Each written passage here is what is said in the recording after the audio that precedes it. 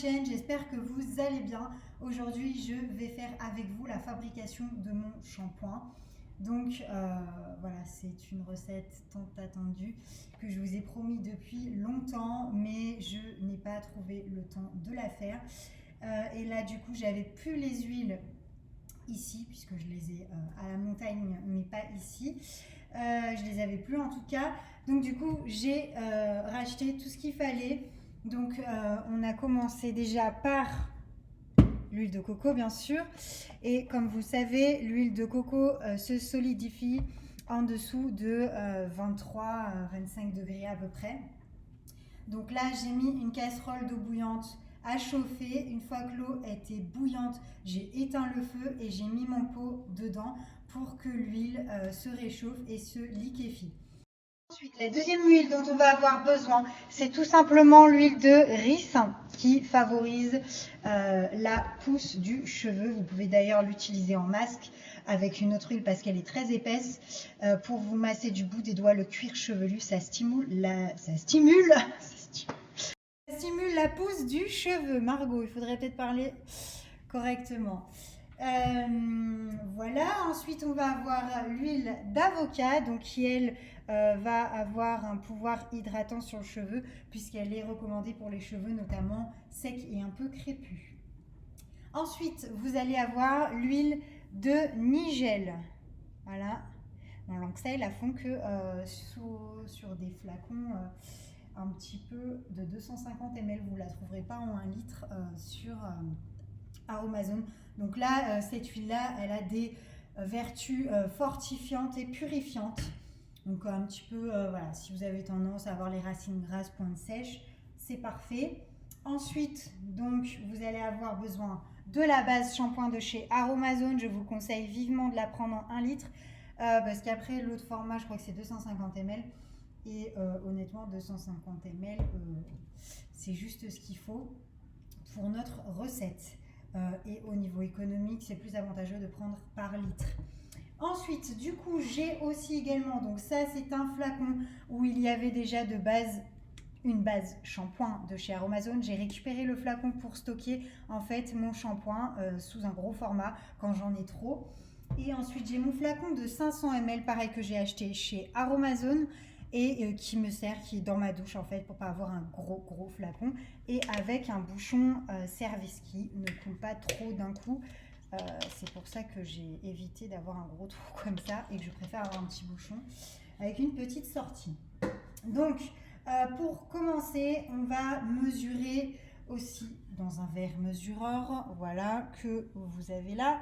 Là, c'est la marque Pebly, j'aime beaucoup celui-là, il est coloré, il est en vert, et vous avez un petit support de fond en silicone amovible, ce qui permet de ne pas glisser en fait. Voilà, si vous mettez le verre comme ça glisse. Si vous le mettez dans son silicone, et ben c'est antidérapant. Voilà pourquoi j'ai choisi celui-là. Donc là, ce qu'on va faire, c'est que je vais mesurer 250 ml de base shampoing. Voilà.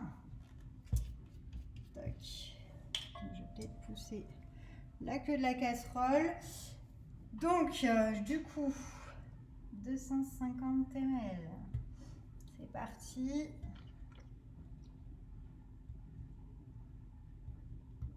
En plus, sur ce verre mesureur, vous avez vraiment toutes les quantités, les ml, les centilitres, les décilitres qui sont affichés. Donc, c'est vraiment cool.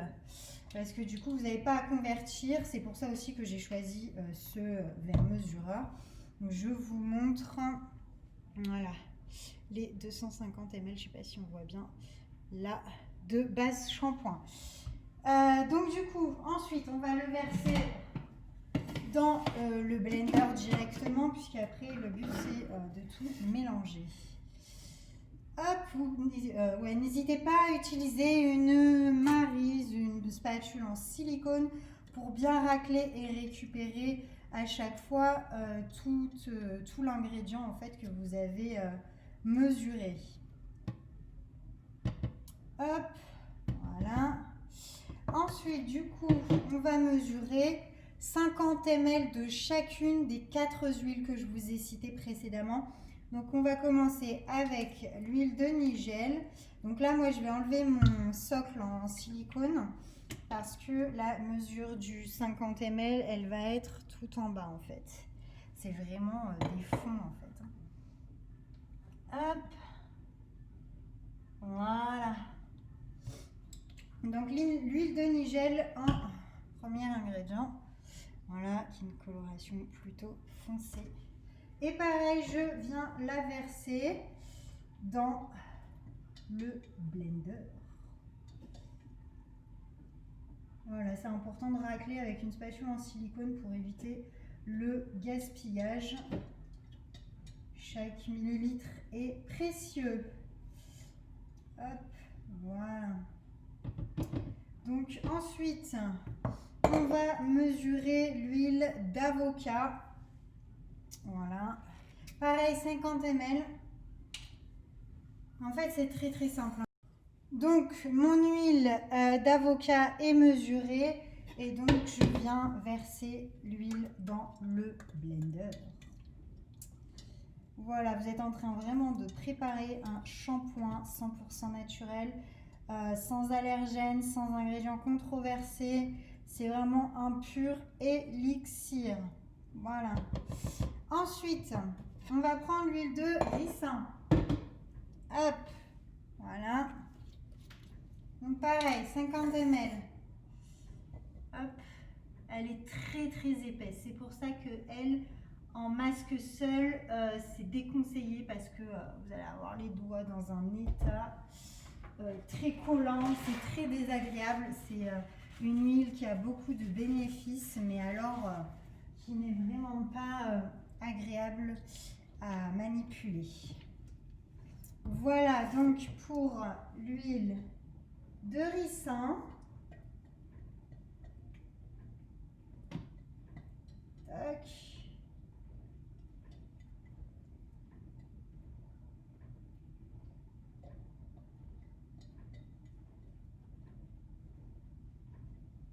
Et la dernière huile qu'on va venir ajouter, c'est bien évidemment l'huile phare pour les cheveux.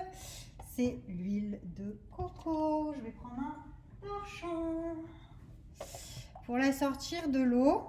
Voilà. Là, je sens qu'elle a bien été liquéfiée. Hop. En plus, le pot est neuf. Donc, du coup, il n'est pas ouvert. Alors souvent, ils mettent aussi l'huile de coco dans les bouteilles d'1 litre comme ça. C'est pas très pratique pour se servir, mais bon. Voilà. Donc on ouvre délicatement et on voit que l'huile de coco, ouais, je vais pas, ça va être transparent. Et voilà, enfin ça va se renverser. Donc moi je vais prendre une louche et je vais me servir de l'huile de coco que je vais mettre dans mon verre mesureur. Hop, j'espère que vous voyez bien. N'hésitez pas à me dire. Hop, voilà. Bah, une louche, en fait, ça fait l'équivalent de 50 millilitres. Ensuite, on referme bien son flacon. Et voilà, l'huile de coco. On a 50 ml. Et du coup, on vient le verser. En plus, elle est bien chaude, donc du coup, elle est vraiment liquide. Et on essaye de récupérer toutes les huiles qu'on n'a pas forcément bien raclées avant. Et ensuite, petit conseil pour celles qui veulent, moi de temps en temps, c'est ce que je fais, mais c'est occasionnel et quand j'ai une feuille d'aloe vera fraîche, j'en coupe une en 2 ou en 3, ça dépend. Et j'ajoute donc le jus d'aloe vera frais sur ma recette. Donc, je mets en général un tiers de feuilles d'aloe vera. Je crois que j'ai fait une vidéo sur la fabrication d'un masque à l'aloe vera. Donc vous pouvez voir un petit peu comment je coupe et je nettoie la feuille d'aloe vera. Ensuite, on vient fermer le couvercle et on va le mettre sur le robot et on va venir mixer pour avoir une couleur un petit peu plus homogène qui va être un peu plus verdâtre, jaunâtre.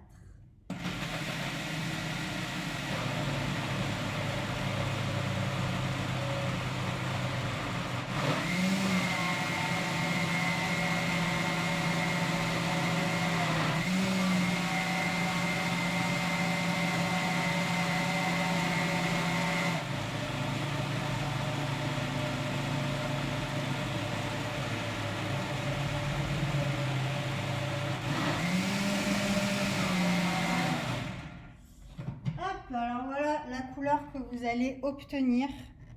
C'est assez clair, c'est un peu cacadois blanc. Et donc du coup, une fois que vous avez votre préparation qui est bien mixée, eh bien vous allez tout simplement venir la verser dans votre flacon déjà qui va dans votre salle de bain et à l'aide d'un entonnoir.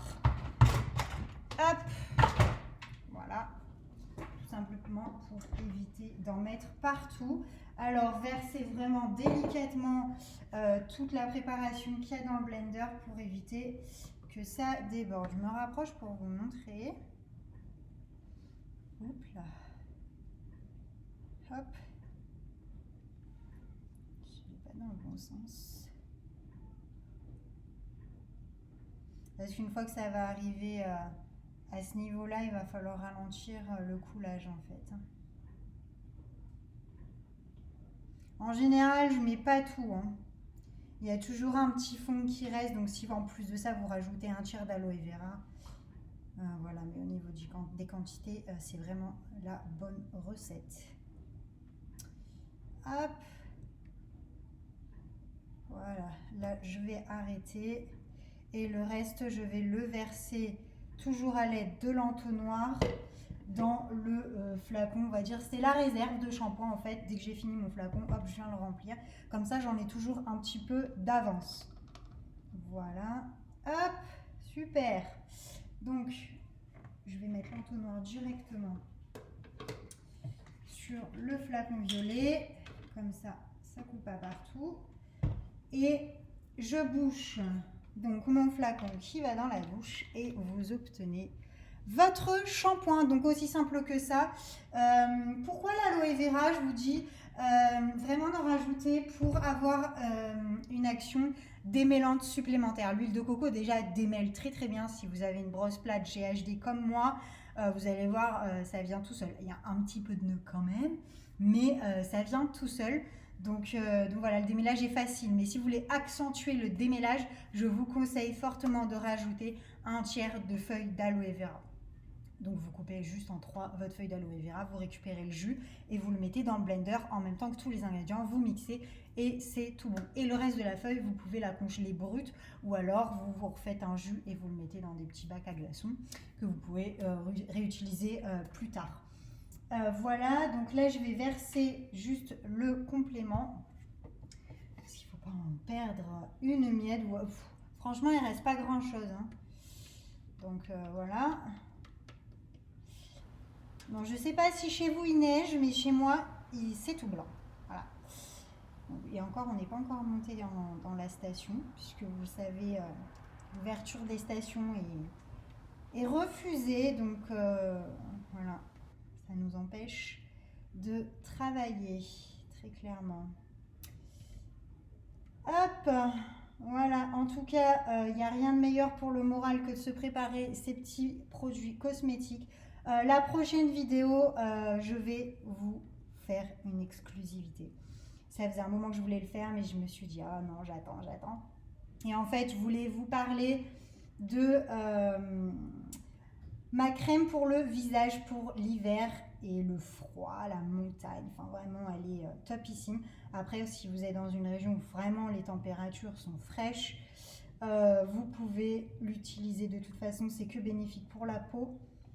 Donc, je vous prépare une vidéo sur mon baume ultra riche pour l'hiver et les périodes de grand froid pour protéger au mieux la peau de toutes les agressions extérieures. J'espère que cette vidéo vous intéressera. Donc voilà, n'hésitez pas à mettre en commentaire si vous voulez que je vous fasse cette vidéo. J'ai justement commandé tous les ingrédients pour pouvoir me repréparer mon baume car je n'en avais plus et là, l'hiver est là. Hop, ça c'est fait. Voilà, du coup, j'ai de la réserve. Vous voyez, ça me fait 2 tiers d'une bouteille. Donc, environ 750 ml en réserve. Donc, c'est vraiment pas mal. J'espère que ma vidéo vous aura plu et qu'elle aura été simple et ce sera facile pour vous de la refaire chez vous. Si vous n'avez pas de blender, vous avez peut-être, vous savez, les petits robots avec les 2 pattes, c'est la même chose. Voilà, parce que sinon il va falloir un bon coup de fouet pour bien lier en fait tous les ingrédients. Sachez que quand elle est posée, votre flacon, du coup, ça va biphaser. Vous allez avoir un fond très clair et enfin vous allez voir les huiles et au-dessus ça va être blanchâtre. C'est tout à fait normal. Donc avant chaque utilisation de votre shampoing, pensez à secouer tout simplement le flacon et vous allez retrouver la texture fluide et homogène. Voilà, je vous fais plein de gros bisous. Merci encore pour tout votre soutien et d'être abonné autant à ma chaîne. N'hésitez pas encore une fois à vous abonner aussi sur mon compte Instagram et à me dire en commentaire si vous avez réussi à réaliser la recette, si vous avez testé le shampoing, ce que vous en avez pensé, etc. Ça m'intéresse fortement, donc n'hésitez pas à me le dire. Je vous dis à bientôt, ciao ciao.